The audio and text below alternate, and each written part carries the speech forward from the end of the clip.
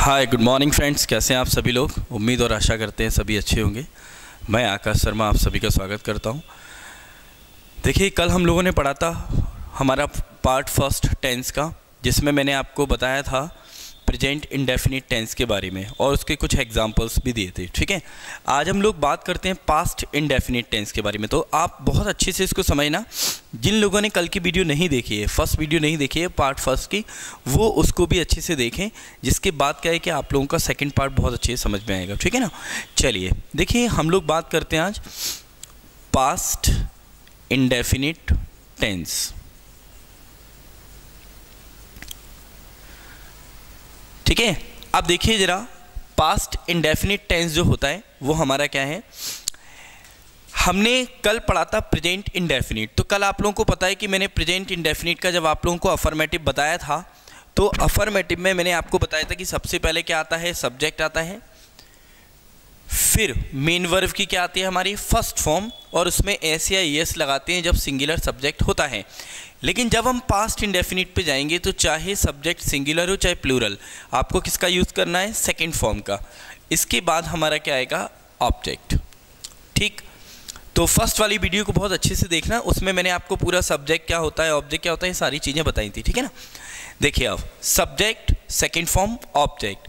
जब हम इसका नेगेटिव बनाते हैं तो नेगेटिव में क्या होता है, subject plus did not, main verb की फर्स्ट फॉर्म, देन ऑब्जेक्ट। ठीक है।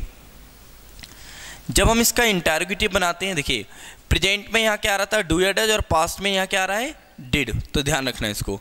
अब हम बात करते हैं इंटरोगेटिव की। इंटरोगेटिव में सबसे पहले हम डिड का यूज़ करेंगे, इसके बाद सब्जेक्ट, फिर मेन वर्ब की फर्स्ट फॉर्म, इसके बाद ऑब्जेक्ट और पीछे क्वेश्चन मार्क। ठीक है ना। तो यहाँ क्या आएगा, did, subject, main verb, first form, object. इसके बाद हम बात करते हैं इसमें WH वर्ड की। तो WH वर्ड में आपको WH वर्ड का यूज़ करना है, then did, subject, V first और ऑब्जेक्ट। अब देखिए आप लोग ध्यान से सुनना कि प्रेजेंट में डू या डज होता है यहाँ पर, और पास्ट में डिड हो गया।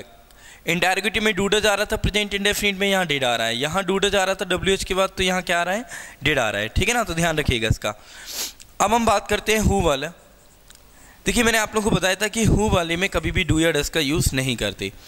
तो इसी तरह यहाँ पर भी कल हमने देखा था हु के बाद मेन वर्ब की फर्स्ट फॉर्म में एस या ईएस या आईएस आ रहा था, और यहाँ हु के बाद क्या आएगा, मेन वर्ब की सेकंड फॉर्म, और देन क्या आएगा, फिर ऑब्जेक्ट। ठीक है, इतना क्लियर है। चलिए आगे देखते हैं अब हम लोग। तो इसमें अफर्मेटिव में सेकंड फॉर्म आती है, नेगेटिव में डिड नॉट आता है, इंटरोगेटिव में डिड आगे आ जाएगा, WH वर्ड में सब WH के बाद डिड आ जाएगा, और हु वाले में क्या आएगी, हमारी सेकंड फॉर्म। ठीक, फॉर एग्जांपल मैंने लिखा मैंने छत पर एक बंदर देखा। ठीक, अब ये हमने हिंदी में लिखा मैंने छत पर एक बंदर देखा। तो सबसे पहले मैंने आप लोगों को कल बताया था कि सबसे पहले आपको सब्जेक्ट को फाइंड आउट करना है, तो क्या बोलना है, कौन। ठीक है, कौन या किसने। जब भी आप इससे क्वेश्चन करेंगे तो आपके सामने क्या आएगा, हमारा सब्जेक्ट। ठीक है, तो मैंने छत पर एक बंदर देखा, तो भाई कौन ने देखा या किसने देखा, तो क्या आया, मैंने। ठीक, तो मैंने को क्या लिखेंगे हम, आए। ठीक, सब्जेक्ट के बाद क्या चाहिए हमें, सेकंड फॉर्म। तो देखा, देखने को क्या बोलते हैं, सी। तो सी की सेकंड फॉर्म क्या हो गई हमारी, स, आई स। अब हमारे पास है छत पर और एक बंदर। ठीक है, अब पहले हम इसे लिखें या इसे लिखें, तो ध्यान रखना सब्जेक्ट वर्ब आ गया। कभी भी आपको यदि ऑब्जेक्ट, सुनिएगा ध्यान से, अगर आपको ऑब्जेक्ट को फाइंड आउट करना है तो सबसे पहले आप बोलेंगे क्या, किसे, फिर बोलेंगे किसको, ठीक है, फिर बोलेंगे किससे, फिर बोलेंगे क्या, फिर बोलेंगे कहाँ, और फिर बोलेंगे कब। इसको आप एक सीक्वेंस में पढ़ेंगे। ठीक है, जैसे मैं आप लोगों को दिखाता हूँ अभी। ठीक, जैसे मैंने सेंटेंस लिखा मैंने छत पर एक बंदर देखा, तो सबसे पहले मैंने, सब्जेक्ट हो गया आए, देखने को सी की सेकंड फॉर्म क्या आ गई, स, देखा हो गया। अब छत पर और एक बंदर ये है, तो अब हमें यहाँ से पढ़ना है किसे देखा, तो हमारे सामने आया एक बंदर, तो क्या आएगा, आई स अ मंकी। जो हमें मिलता जाएगा उसे हम पढ़ते जाएंगे। आई सा अ मंकी, ये जब मिल जाएगा तो ये दोनों नहीं मिलेंगे, इन तीनों में से आपको याद रखना एक ही मिलेगा, पहली चीज़, ठीक है। तो आई सा अ मंकी, अब क्या देखा, तो वो पहले आ गया एक बंदर, ठीक है। कहाँ देखा, तो क्या जवाब आया, छत पर, तो क्या लिख देंगे, on the roof. On the roof means छत पर, तो क्या बना, आई सा a monkey on the roof. Clear है, अच्छी तरह सभी को समझ में आएगी, ठीक है। तो आप लोग इसको एक बार स्क्रीनशॉट ले लो या इसको नोट कर लीजिए, ठीक है ना, किसे किसको किससे क्या कहाँ कब, ये एक सीक्वेंस में चलना चाहिए, ठीक है। अब मैं इसको यहाँ से साफ कर रहा हूँ, बार बार मैं इसको रिपीट करूँगा, तो आप लोग एक बार इसका स्क्रीनशॉट ले सकते हैं, ठीक है ना। चलिए, या इसको नोट डाउन कर लीजिए, ठीक। अब देखें, आप लोगों ने पढ़ा था अभी अफर्मेटिव सेंटेंस पास्ट इंडेफिनिट का, ठीक है। पास्ट टेंस की जनरली हिंदी में जो आइडेंटिफिकेशन है वो क्या है, आ, ई या ए की मात्रा लास्ट में आती है, या ता था, ती थी या ते थे, इस तरीके से हम इसको पढ़ेंगे, ठीक है ना। सो हिंदी में इसको हम कैसे आइडेंटिफाई करते हैं कि लास्ट में अगर किसी भी वर्ब में आपको ये आ, ई, ए की मात्रा है, या लास्ट में ता था, ती थी, ये किसी वर्ब में है। जैसे देखना, तो मैंने बोला मैंने बंदर देखा, वह यहाँ आया, हम वहाँ गए, तो ये सारा क्या हो गया, पास्ट इंडेफिनिट। या मैं पढ़ता था, वह जाता था, ठीक। अगर हम इसको हिंदी में बोलते हैं ता था, तो इसके लिए हम यूज टू वी फर्स्ट का यूज़ भी कर सकते हैं। किसका, यूज टू। जैसे आपने बोला कि मैं बचपन में फिल्म देखने जाया करता था, तो I use to watch movie in childhood, ठीक है। हम इसको ऐसे भी लिख सकते हैं, मैंने बचपन में एक मूवी देखी, तो आई सा आ हॉलीवुड या बॉलीवुड, आप बोलो कि मैंने बचपन में एक हॉलीवुड मूवी देखी, तो आई सा हॉलीवुड मूवी इन चाइल्डहुड, तो क्या आ गया हमारा सेकंड फॉर्म, ठीक है। तो ये हमारा पास्ट इंडेफिनिट की क्या हो गई, आइडेंटिफिकेशन। अब सेंटेंस देखते हैं, जैसे मैं बोलूँ कि वह मुझसे कल नहीं मिला, तो वह ही नेगेटिव है, तो क्या आएगा, डिड नॉट। अब मीट की फर्स्ट फॉर्म मीट ही लिखना है, मैट नहीं लिखना है। क्यों, नेगेटिव में हमेशा क्या आती है, फर्स्ट फॉर्म। केवल मैंने आप लोगों को बताया था पास्ट इंडेफिनिट एक पूरी इंग्लिश में ऐसा है जहाँ पर वर्ब की सेकंड फॉर्म का यूज़ किया जाता है। नेगेटिव बनाती है तो फर्स्ट फॉर्म आती है, ही डिड नॉट मीट। अब देखो, किसे, मुझे, टू मी, कब, कल, तो क्या आ गया, यस्टरडे, ठीक है। बीता हुआ जो कल है उसको हम यस्टरडे बोलते हैं, आने वाले कल को हम टुमारो बोलते हैं, ठीक है ना। अगला, अभी मैंने लिखा क्या,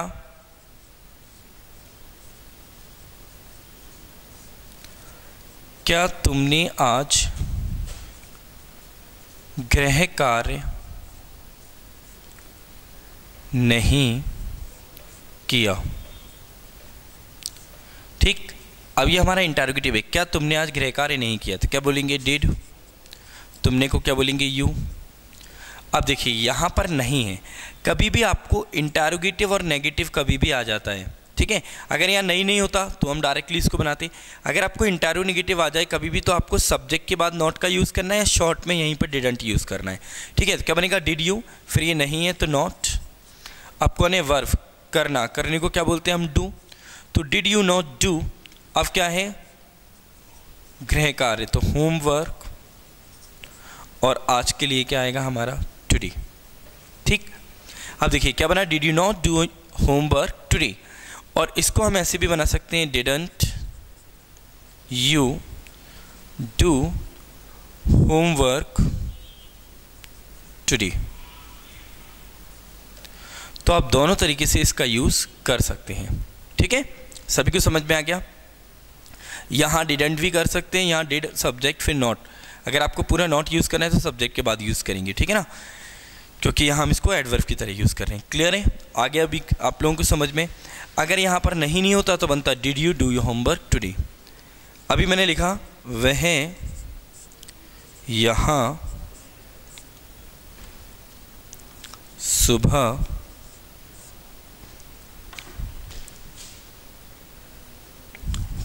क्यों आया,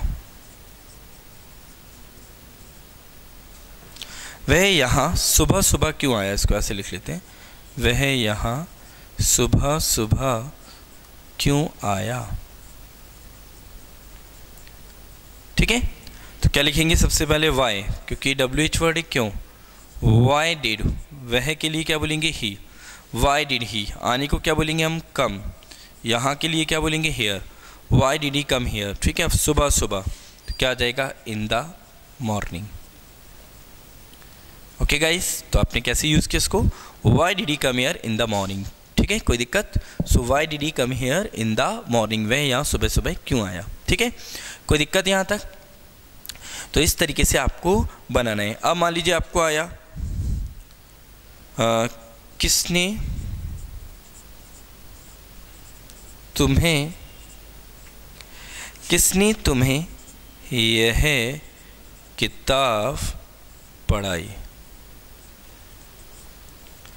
किसने तुम्हें यह किताब पढ़ाई, तो कैसे लिखेंगे हम, हु, ठीक है, हु, पढ़ाने को क्या बोलते हैं टीच, टीच की सेकंड फॉर्म क्या होती है हमारी थॉट, तो क्या बनेगा हु थॉट, अब देखिए 1 और ये 2, तो हु थॉट, अब किसे पढ़ाई, तुम्हें, तो क्या आएगा यू, क्या पढ़ाई यह किताब, तो क्या आएगा दिस बुक, तो क्या बनेगा who thought you this book, who thought you this book, किसने तुम्हें यह किताब पढ़ाई, तो हु के लिए हम क्या बोलेंगे किसने या कौन, ठीक है, तो who thought you this book. Clear है यहाँ तक, सभी को समझ में आ गया।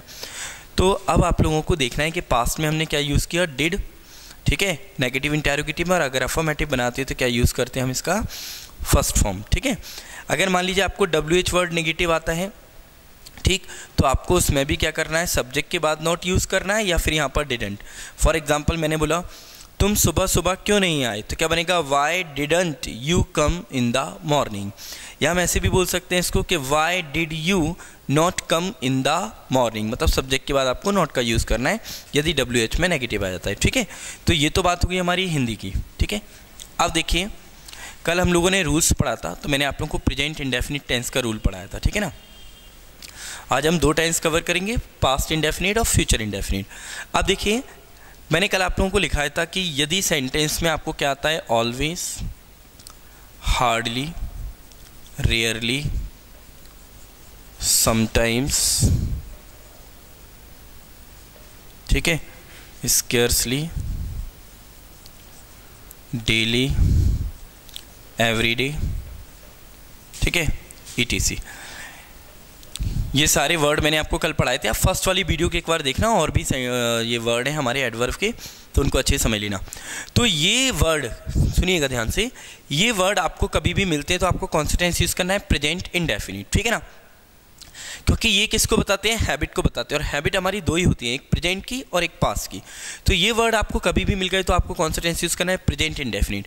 पर यदि इनके साथ कभी भी आपको पास्ट का टाइम आ गया, क्या आ गया, पास्ट का टाइम इन शब्दों के साथ, तो फिर आपको पास्ट इंडेफिनिट यूज़ करना है, ठीक है। अब देखिए कैसे, जैसे कि मैंने लिखा कि शी ऑलवेज,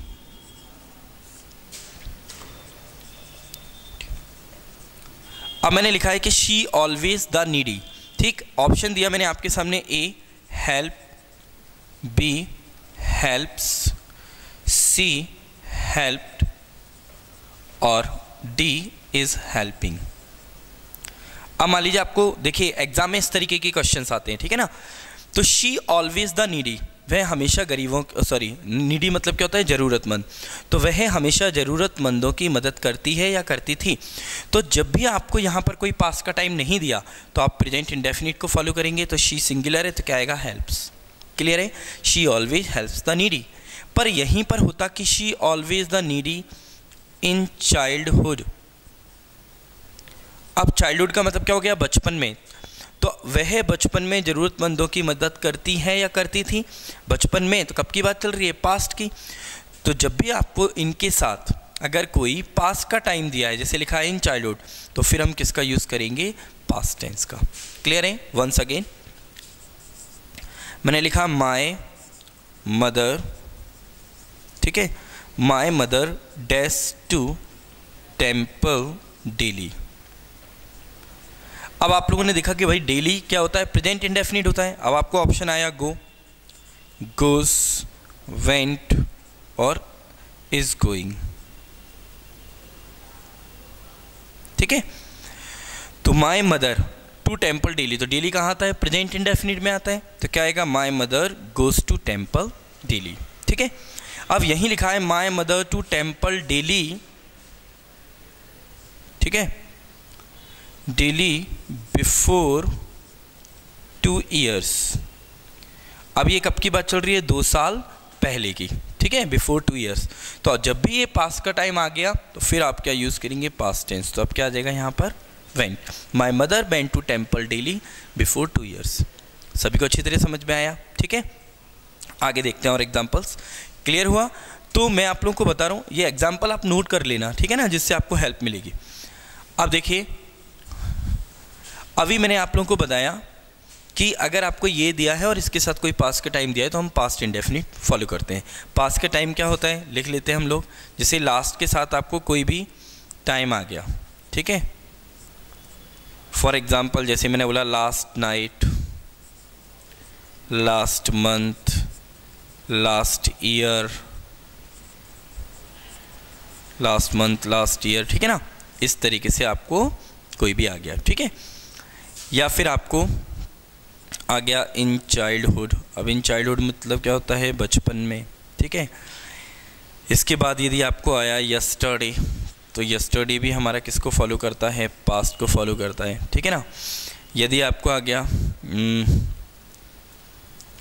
टाइम प्लस एगो, तो ये एगो भी किसको बताता है, टाइम को। यदि आपको बिफोर के साथ कोई टाइम दिया है तो भी ठीक, या बिफोर के साथ आपको पास्ट की कोई हैबिट बताइए तो भी हम किसका यूज़ करेंगे, पास्ट इंडेफिनिट टेंस का, ठीक है।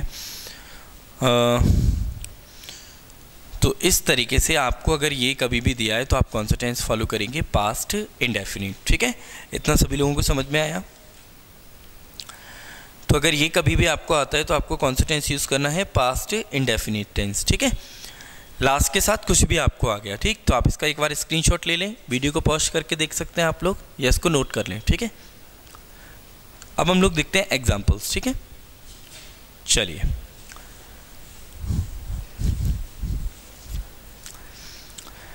आप लोग इसको अच्छे से नोट कर लीजिए या इसका स्क्रीनशॉट ले लीजिए, क्योंकि ये आपके लिए बहुत हेल्पफुल है, ठीक है। आप देखें, जैसे मैंने लिखा first, my father here last night, okay.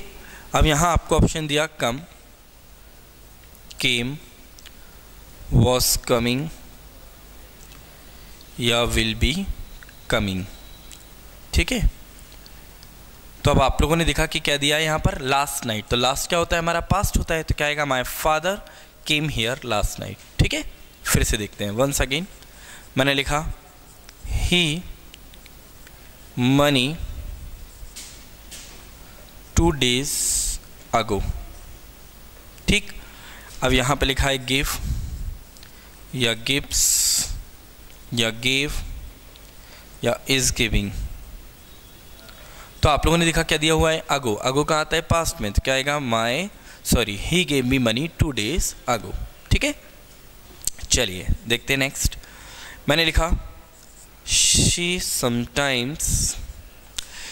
sometimes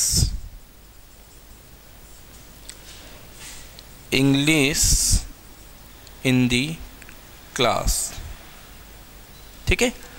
अब यहाँ मैंने आपको लिखा first speak, second is speaks, third is spoke, fourth is speaking.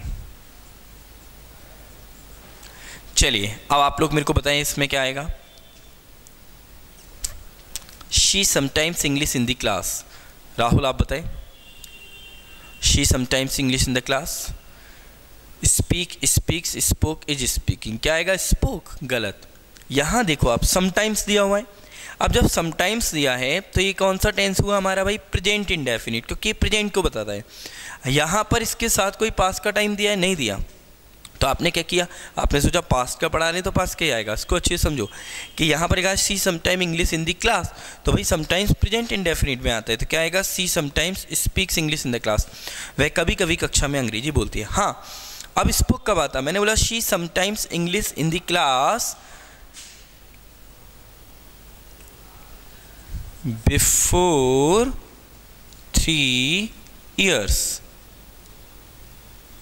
तो अब कब की बात चल रही है? बिफोर 3 years, 3 साल पहले। तो 3 साल पहले की बात चल रही है, तो अब यहाँ पर क्या आएगा? स्पोक। आया अच्छी तरह समझ में? कोई दिक्कत?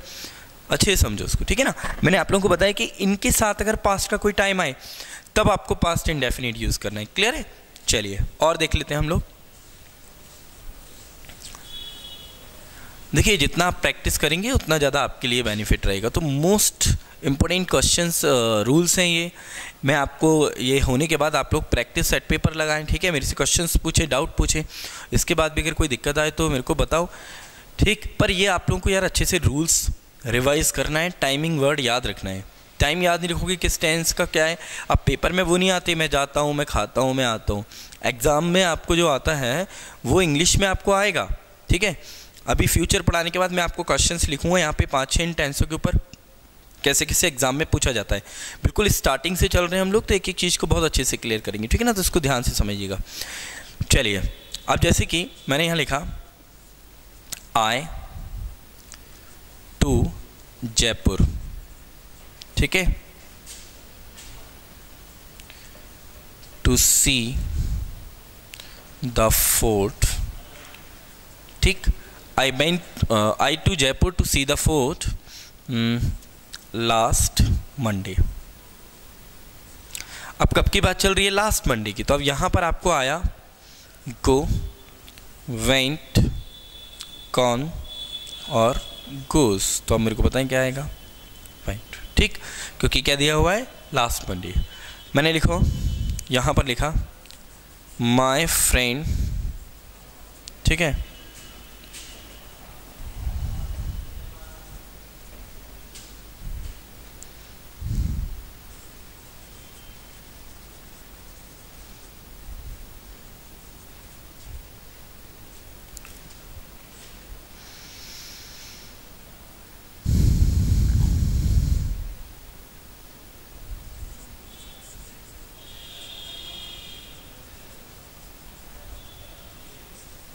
अब देखो क्या लिखा है, my friend to watch Cartoon Network before his marriage. तो आप इसको अच्छे से समझो। अभी यहाँ पे मैं लिख दूँ, अभी मैं इतना यहाँ से इसको क्रॉप कर रहा हूँ, ठीक है, इतना नहीं है। My friend to watch Cartoon Network daily, अब इतना आपको लिखा है। तो आप लोगों ने लिखा my friend to watch Cartoon Network daily. अब यहाँ पे लिखा आपको यूज टू, ठीक है, यूज्ड टू, ठीक।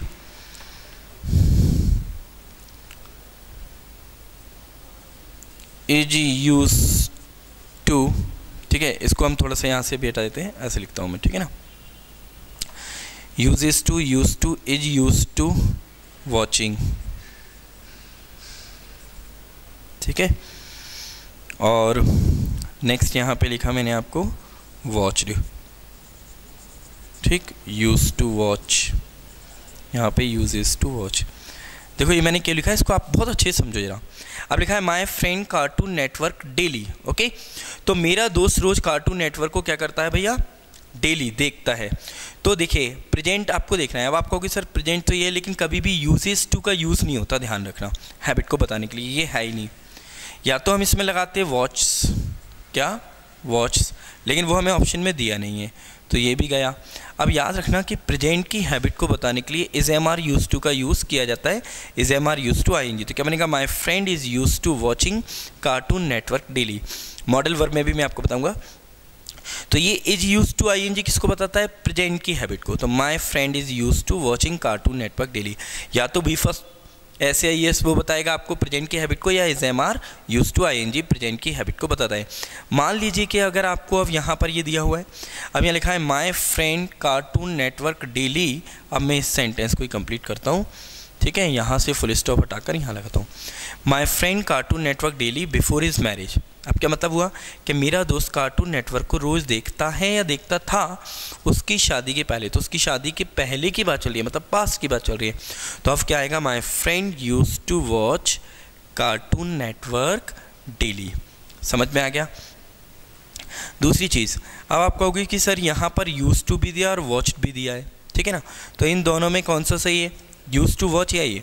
तो जब भी हम पास्ट की कोई हैबिट को बताते हैं जनरली, तो उसमें हम यूज टू वी फर्स्ट का ही यूज़ करेंगे अगर आपको ऑप्शन में दिया है तो, ठीक है। अगर कोई सडनली कोई ऐसी घटना है जो हो गई पास्ट में, उसके लिए हम V2 का यूज़ कर सकते हैं, लेकिन यहाँ पर हम क्या लगाएंगे, यूज टू वॉच, क्योंकि हम उसकी एक हैबिट को बता रहे हैं, ठीक है ना। वैसे तो ये दोनों कभी साथ में नहीं दिए होंगे, फिर भी अगर दिए तो आपको इस तरीके से इसका यूज़ करना है, ठीक है। आ गया सभी को समझ में? तो हम इसमें एप्रोप्रिएट आंसर क्या होगा हमारा, ये होगा, ठीक है। अब इसको मैं यहाँ से हटाता हूँ, अब मैं लिखता हूँ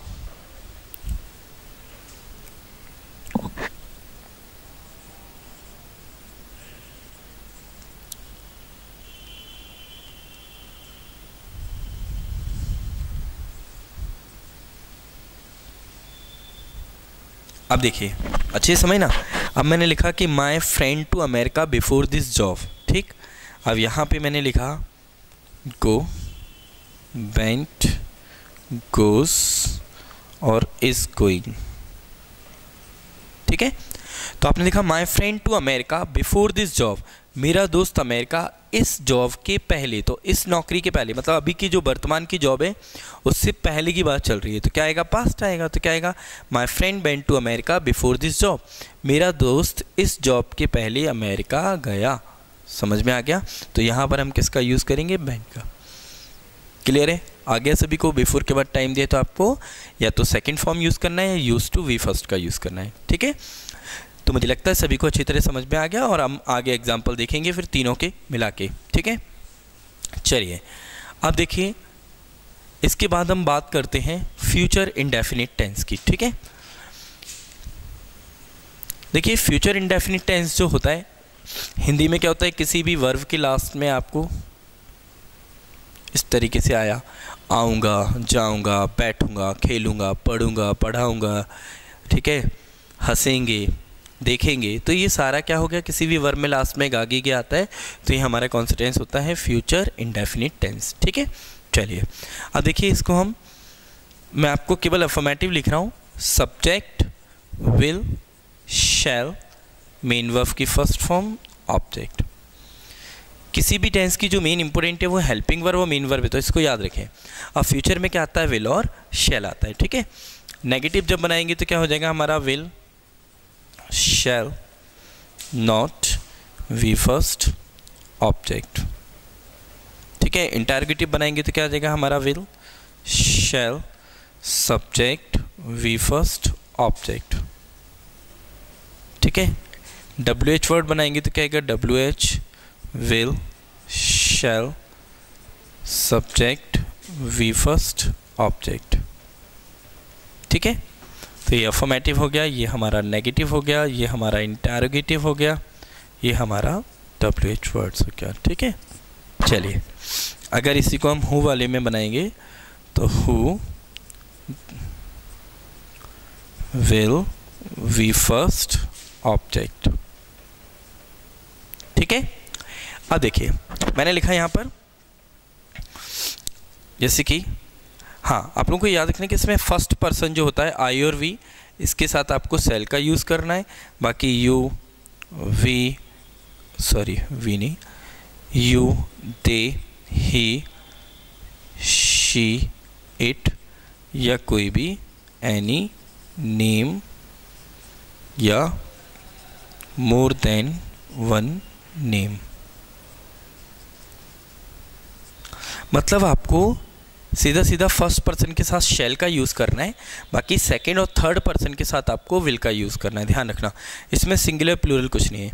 आगे आप देखेंगे कि आई और वी के साथ भी हम विल का यूज़ करते हैं, तो अभी मैं आपको आगे बताऊंगा। फिलहाल के लिए आपको याद रखना है आई और वी शैल, बाकी सभी के साथ क्या आएगा, विल, ठीक है। तो ये स्ट्रक्चर है हमारा। अब एग्जाम्पल देख लेते हैं हम लोग,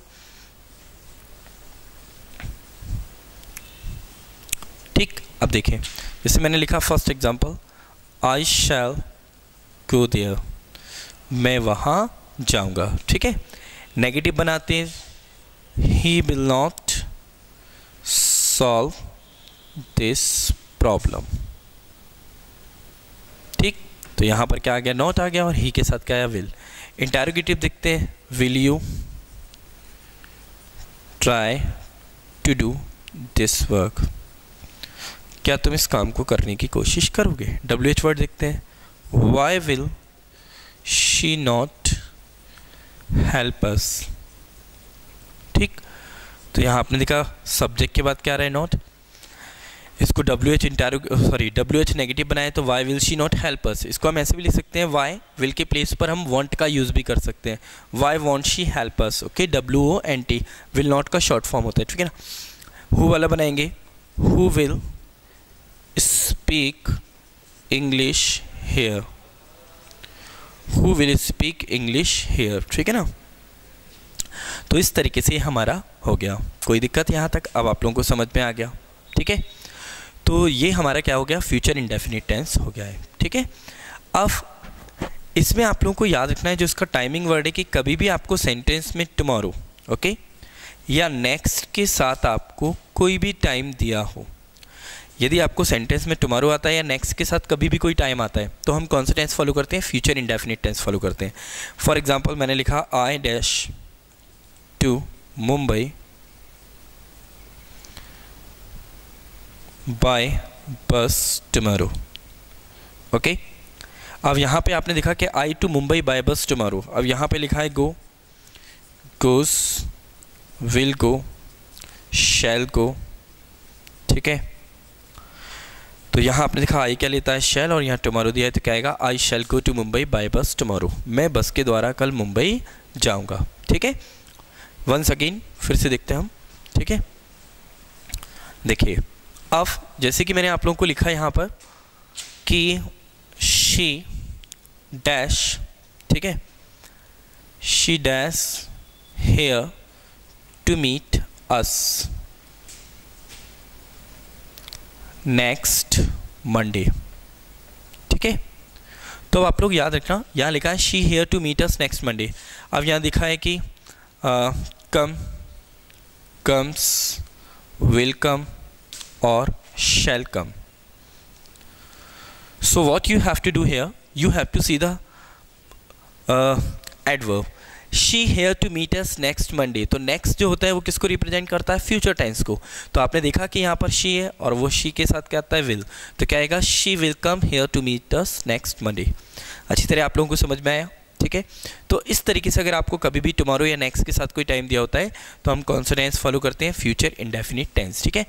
अब देखिए मैं आप लोगों को लास्ट 5 मिनट्स आप लोगों को बता दूं कि एग्जाम्पल आपको एग्जाम में किस किस तरीके से पूछे जाते हैं। तो अभी हमने 3 टेंस पढ़े, इन तीनों पे बता रहा हूँ। सबसे पहले आपको एग्जाम में पूछा जाता है एरर डिटेक्शन, ठीक है ना। जैसे कि मैंने एक सेंटेंस लिखा है यहाँ पे कि if you will help me, comma I will या आई शैल, कुछ भी कर सकते हैं, I shall give you money, okay. अब मैंने यहाँ पर आपके सामने एक सेंटेंस लिखा है, ठीक है। इस सेंटेंस में मैंने इसको डिवाइडेशन कर दिया, पहला ए पार्ट, देन फिर बी पार्ट, ये सी पार्ट, और ये no error, it means D part, okay. तो यहाँ पर आपको इस पार्ट में क्या देखना है, एरर देखना है। तो आप लोग देखें जरा कि एरर कहाँ है, पहले समझे।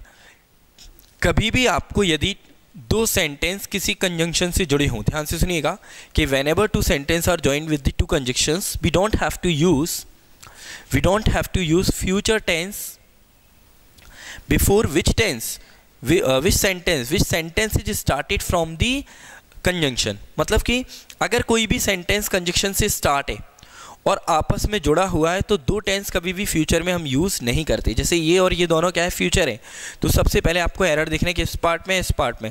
तो कंजक्शन के बाद वाला सेंटेंस कभी भी फ्यूचर में नहीं आता, वो प्रेजेंट में आता है। तो क्या बनेगा, इफ़ यू हेल्प मी आई शैल। तो यहाँ पर विल का यूज़ नहीं होगा। क्लियर है? दोबारा देखते हैं। जैसे मैंने बोला कि she will start the game when you will come here, ठीक है। अब आप लोग देखें यहाँ लिखा है जैसे ए पार्ट, वी पार्ट, इसको कर देते हैं सी पार्ट, और नो एरर हो गया हमारा डी पार्ट, ठीक है ना। अब देखिए यहाँ पर आपको लिखा है कि she will start the game when you will. तो आपने देखा एक फ्यूचर है, दूसरा फ्यूचर है। सबसे ज़्यादा एग्जाम में आने वाला, मोस्ट ऑफ द एग्जाम्स में क्वेश्चन आते ही है, याद रखें, इसलिए अच्छे से समझो। शी विल, यहाँ वी विल, तो 2 टेंस फ्यूचर में कभी भी नहीं आते, ध्यान रखना, ठीक है। तो कभी भी आपको 2 टेंस फ्यूचर में दिए हों तो आपको एक टेंस को प्रेजेंट में कन्वर्ट करना है, ठीक ठीक है, दिस इज़ द रूल। अब भाई कंजक्शन प्रेजेंट में ये जाएगा या ये जाएगा, तो जिसके आगे कंजक्शन आती है वो प्रेजेंट में जाएगा, तो इसके आगे कंजक्शन है नहीं है, इसके आगे है कंजक्शन व्हेन, तो ये है, तो इसीलिए यहाँ पे क्या आएगा, इस विल को हम हटा देंगे, तो एरर कहाँ हो जाएगा हमारा सी पार्ट में। तो क्या बनेगा, she will start the game when you come here. Clear है। एक और देखते हैं, मैंने लिखा she always is singing a song. अब आपको ये दिया हुआ है, मान लीजिए छोटा सा सेंटेंस है, अब यहाँ पे आपको लिखा है एक सेकेंड, ये मैंने लिखा ए, यहाँ लिखा वी, यहाँ लिखा सी, और यहाँ लिखा मैंने आपको no error, it means D part. ठीक है ना। अब आपको इसमें देखना है कि एरर कहाँ है, तो मैंने आपको बताया था ऑलवेज कहाँ आता है, प्रेजेंट इंडेफिनिट में, और ये कौन है, प्रेजेंट कंटिन्यूअस, तो यही पार्ट एरर हो गया, इसकी जगह क्या आएगा, शी ऑलवेज सिंग्स। आया समझ में। तो इस तरीके से आपको एरर पूछे जाते हैं, आगे आपको काफ़ी सारी प्रैक्टिस कराई जाएगी। ठीक है ना। चलिए नेक्स्ट देखते हैं हम लोग। ये हो गया एरर। इसके बाद ये तो हो गया पहला तरीका पूछने का। ठीक है। नेक्स्ट अब देखिए हम लोग देखते हैं दूसरा वाला तरीका। ठीक है ना। तो हम लोग देखते हैं सेकंड वाला क्या यूजेस है हमारा, ध्यान से देखिएगा। इसके बाद आपको एग्जाम में किस तरीके से पूछा जाता है, एक तो ये हो गया, एक आपको ब्लैंक 4 ऑप्शन देखिए वो मैंने आपको बता दिया। तीसरा क्या आता है, जैसे आया आपको करेक्ट, जैसे आया choose the correct option, choose the correct option. अब इस तरीके से आपको क्या है कि ये दिया हुआ है 4 वो दिए हैं आपको सेंटेंस। पहला लिखा है she was sometimes coming here। ठीक है। वी लिखा है सी sometimes comes here। सी लिखा है आपको he sorry see sometimes is coming here। ठीक है। डी आया यू सॉरी शी लेते सी समटाइम्स केम हेयर। अब देखिए आपको ये 4 ऑप्शन दिए हुए हैं। ठीक है। इनमें से हमें देखना है कि चूज़ द करेक्ट ऑप्शन, मतलब या चूज़ द करेक्ट सेंटेंस कर सकते हैं, चूज़ द करेक्ट सेंटेंस। अब इनमें कौन सा करेक्ट है, तो आपने देखा समटाइम्स दिया है, समटाइम्स कहाँ आता है, या तो प्रेजेंट इंडेफिनिट या पास्ट इंडेफिनिट, तो पहले वो हटाओ। ये कौन है पास्ट कंटिन्यूअस, तो ये गया। ये कौन है प्रेजेंट इंडेफिनिट, ये कौन है प्रेजेंट कंटिन्यूअस, तो ये गया। ये कौन है पास्ट इंडेफिनिट, तो ये सही है। अब इन दोनों में हमें अप्रोप्रिएट देखना है। तो मैंने आपको क्या बताया था, कभी भी समटाइम्स आए तो प्रेजेंट इंडेफिनिट टेंस हमारा क्या है, सही है। हाँ, यदि इसके साथ पास्ट का कोई टाइम दिया होता तो वो सही है। तो फिर यहाँ पर हमारा कौन सा ऑप्शन हो जाएगा, बी। डी भी गलत है। ठीक। अब यही लिखा होता सी समटाइम्स कम हियर, जैसे लिखा इन चाइल्डहुड। ठीक। यहाँ भी लिखा होता इन चाइल्डहुड, यहाँ भी लिखा होता इन चाइल्डहुड, और यहाँ भी लिखा होता इन चाइल्डहुड। ओके। अब मान लीजिए कि आपको इस तरीके से लिखा हुआ है। ठीक। तो अब आपको देखना है कि आपने देखा समटाइम्स प्रेजेंट या पास्ट में आता है, तो ये ऑप्शन तो गया हमारा पास्ट कंटिन्यूअस, और प्रेजेंट कंटिन्यूअस ये भी गया। अब क्या आ रहा है हमारे पास, बी और डी। अब see sometimes come here in childhood, तो चाइल्डहुड पास्ट को बताता है और ये प्रेजेंट है, तो ये भी हमारा गलत हो जाएगा। तो कौन सा हमारा सही होगा, पास्ट इंडेफिनिट टेंस। देख सकते हैं आप लोग। ठीक है। तो अभी हम लोगों ने देखा, मैंने आपको प्रेजेंट इंडेफिनिट, पास्ट इंडेफिनिट और फ्यूचर इंडेफिनिट तीनों टेंसेस के बारे में बहुत अच्छे से बता दिया है। इसको आप बार बार देखें। ठीक है। जितनी बार आप देखेंगे उतनी ज़्यादा आपके डाउट क्लियर होंगे। ठीक है। तो इनको आप अच्छे समझें, पढ़ें। कल की वीडियोस जो हम बनाएंगे नेक्स्ट, उसमें हम लोग पढ़ेंगे कंटिन्यूस टेंस। ठीक है। तो यदि आपको हमारी वीडियो अच्छी लगती है तो इसको लाइक करें, सब्सक्राइब करें और शेयर करें। ठीक है। ज़्यादा से ज़्यादा इसको हमें आप अपना जो भी आपका व्यूज़ है हमारी वीडियो को लेकर, उसको आप कमेंट्स बॉक्स में दे सकते हैं लेकर। ठीक है। जो भी डाउट हो उसको हमें बताएं, जिससे हम ज़्यादा से ज़्यादा अच्छा प्रयास करें आप लोगों तक अपना मार्गदर्शन देने के लिए। तो आज के लिए इतना ही। Thank you so much. धन्यवाद।